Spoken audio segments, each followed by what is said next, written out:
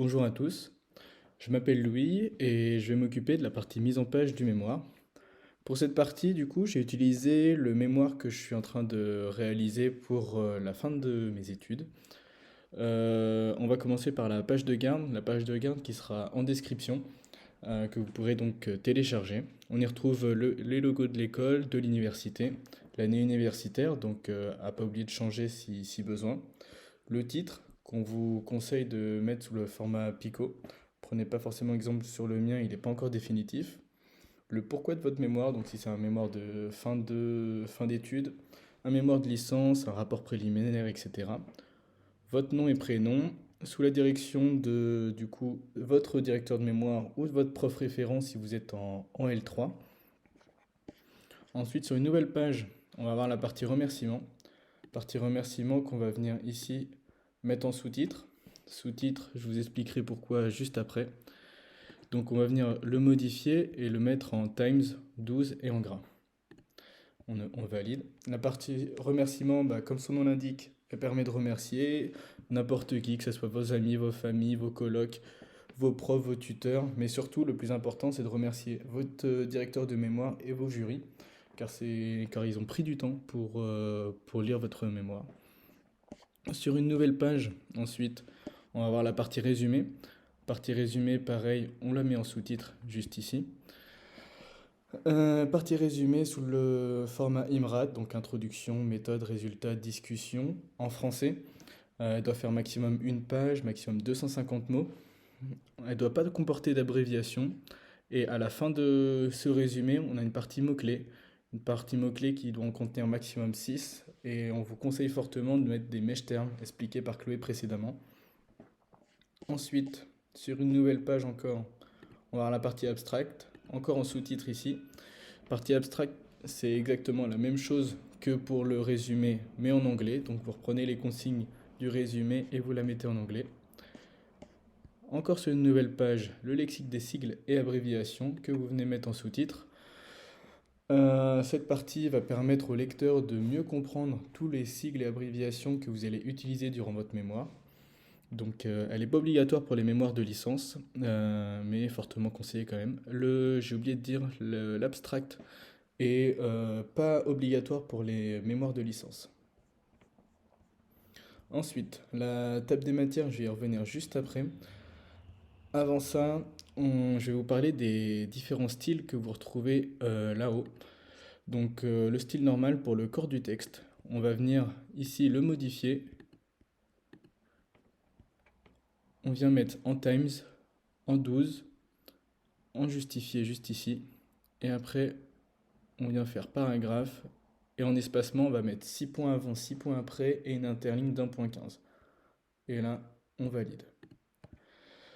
Ensuite, pour les différents titres. Titre 1, on va venir le modifier aussi en 12, en times 12 et en noir. Pas de couleur, pas de gras, pas d'italique, pas de soulignage. Il faut que ça reste le plus simple et sobre possible. Et on vient faire paragraphe également avec un espacement toujours de 6 points et une interligne d'1.15. Et ensuite, OK. Et on vient au niveau de la numérotation utiliser cette numérotation-là. 1 point, 1.1, etc. avec les titres associés. Et on valide. On vient faire la même chose pour le titre 2 et le titre 3. Pas de soulignage, pas de gras, etc. Une fois qu'on a fait ça, on va venir pouvoir faire notre table des matières. Donc la table des matières, on va venir dans référence, table des matières, classique. Et là, grâce aux différents styles que vous avez pu mettre, la table des matières va se mettre automatiquement. Ensuite, par contre, là, vous voyez, il y a du gras, c'est écrit en plus ou moins gros. Donc ça, on veut que comme le reste, ce soit le plus sobre possible. Donc on vient faire ici table des matières personnalisées. Depuis le modèle, donc depuis le modèle qu'on peut avoir juste en dessous, on vient afficher les trois niveaux, donc les titres 1, titre 2, titre 3. Le titre 4, si vous en avez, ne doit pas être visible sur la table des matières, donc reste au niveau 3. Et on vient modifier ici Titre 1, modifié. Là, sans calibri, on vient mettre en times, 12. Pas de gras, pas d'italique. Paragraphe avant-après, 6 points. Et OK. On vient faire la même chose pour le titre 2. Là en 12. Pas de gras, en justifié. Paragraphe, 6 points. OK. Pareil pour le titre 3.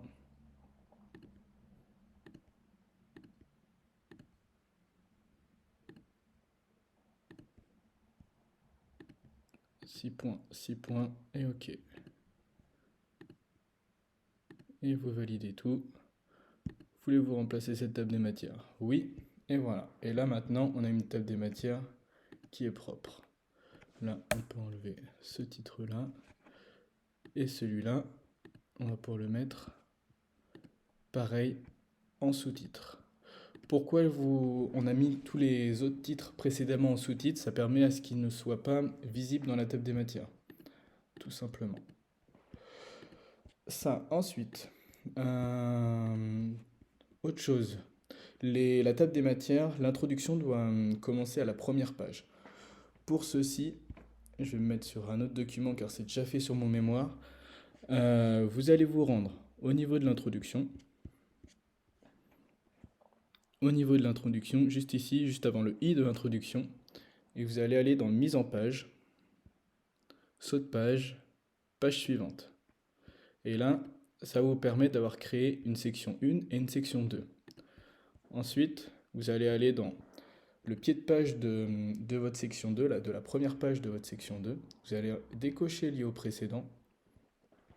Et ensuite, numéro de page, en haut, alignement à droite. On ne veut pas commencer à la numérotation à la première page. On fait format, commencer à 1. Et on valide. Et ensuite, on refait une deuxième fois. Et voilà. Et là, on a une page qui commence à la première. La table des matières ne doit pas faire plus de 2 pages. Si elle fait plus de 2 pages, vous devez la raccourcir. Donc, maintenant, passons à l'introduction. Pour l'introduction, tout ce que vous dites doit venir d'articles et non de vous. Pour citer ces articles, il y a 2 façons. Une première, comme ici, donc ça s'appelle une citation entre parenthèses. Donc, suivant le nombre d'auteurs, un auteur, 2 auteurs, 3 auteurs et plus, etc. Vous avez ce format-là, ou sinon vous avez la citation narrative, donc le nom de l'auteur et l'année entre parenthèses. Pour inclure ces citations, vous allez vous mettre à la fin de la phrase pour la citation entre parenthèses, par exemple. Allez sur Zotero, juste en haut. Zotero que vous aurez préalablement ouvert et vous allez faire Add Edit Citation. Et là, vous allez mettre par exemple le nom de l'auteur que vous voulez citer. Cliquez, faire entrer et ça va vous inclure la citation, juste ici. Ça. Ensuite, pour les sites internet, déjà on oublie Wikipédia, bien sûr. On va se focaliser plus sur les sites internet plus scientifiques. Par exemple, si je prends l'exemple de l'INSERM, qui est un site internet qui va se baser sur des articles scientifiques. Vous allez non pas citer l'INSERM, mais plutôt citer les articles que l'INSERM a cités. Il faut toujours aller au plus proche de la source. Ensuite, on oublie les copier-coller, on reformule tout. On doit utiliser la première personne du pluriel, donc nous, car ça inclut et vous et votre directeur de mémoire. Il faut toujours être objectif, donc pas, par exemple, si vous voulez dire nous retrouvons un petit déficit, il n'y a pas de petit, c'est juste nous retrouvons un déficit. Il faut être toujours objectif. On utilise le présent, le passé composé ou l'imparfait, mais pas de futur durant l'introduction. Ensuite, je vous ai mis des raccourcis clavier juste ici. Vous pouvez les retrouver dans le PDF récapitulatif qu'on va vous mettre en description. Je vous ai aussi mis des guidelines que vous pouvez retrouver sur ce site internet là. Les guidelines, la plus connue, ça va être celle de la revue systématique, la Prisma. Ça va vous permettre de savoir quoi mettre dans l'introduction, la méthode, les résultats, la discussion. Ça va tout vous expliquer pour chaque étude, suivant l'étude que vous avez choisie. Donc ça, c'est fini pour la partie introduction. Pour la partie méthode, je vous laisse aller checker les guidelines suivant le type d'étude que vous utilisez. Après, pour la méthode, vous allez généralement parler au passé. Ensuite, on va parler de la partie résultat. Pour la partie résultat, elle se fait également au passé. Elle ne doit pas comporter de commentaires ni de jugement. Elle doit être objective, le plus objectif possible, donc pas de subjectivité, pardon. Toute la partie subjective va être plutôt dans la partie discussion. Dans les résultats, vous allez sûrement avoir des tableaux ou des figures.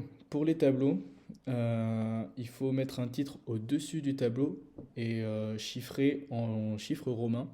Alors que pour les figures, le titre va être en dessous avec un chiffrage arabe, une numérotation type arabe.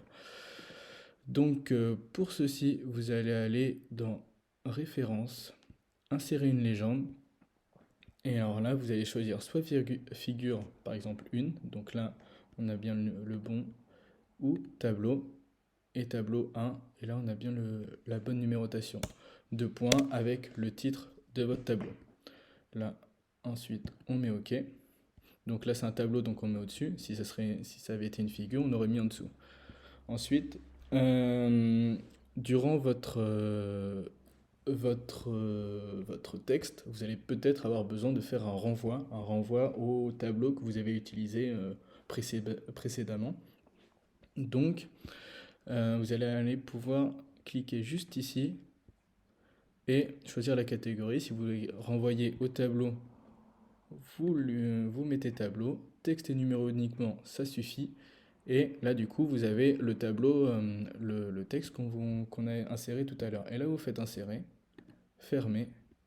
Et là, du coup, vous avez votre renvoi qui est ici. Et du coup, si vous cliquez, après, ça vous renvoie ici, à votre tableau numéro 1. Donc ça, c'est pour la partie résultat. Ensuite, on va passer à la partie discussion, qui du coup se rédige au passé. La partie discussion, elle n'a pas vraiment de plan type précis. Après, si je peux vous donner 3 objectifs, ça serait premièrement dire si l'objectif de l'introduction a été atteint. Deuxièmement, identifier et expliquer les différents biais de votre étude. Et troisièmement, comparer les résultats à d'autres études similaires qui ont déjà été faites. Donc ça c'est tout. Pour la conclusion ensuite, le but de votre conclusion, ça va être de résumer les points importants de votre étude et de répondre à l'hypothèse de recherche. Puis après, vous allez pouvoir finir par une ouverture. Ensuite, vous allez pouvoir avoir la partie biblio. Partie biblio qui va se faire grâce à Zotero. Donc on va cliquer sur Zotero ici. Vous allez faire Add, Edit, Bibliographie. Et voilà. Et là, la biblio se fait toute seule. En NORMAPA, bien sûr. Tac. Donc ça, et en gros, elle va permettre d'utiliser toutes les citations que vous avez utilisées durant votre étude. Si vous faites votre biblio et que entre-temps vous avez utilisé une autre étude, vous avez juste à cliquer en haut sur Refresh et ça va vous mettre à jour votre bibliographie. Ensuite, pour la partie annexe, la dernière partie, elle n'est pas obligatoire, ça doit être juste un plus, une plus-value pour votre mémoire. Elle doit être titrée et numérotée en chiffres romains.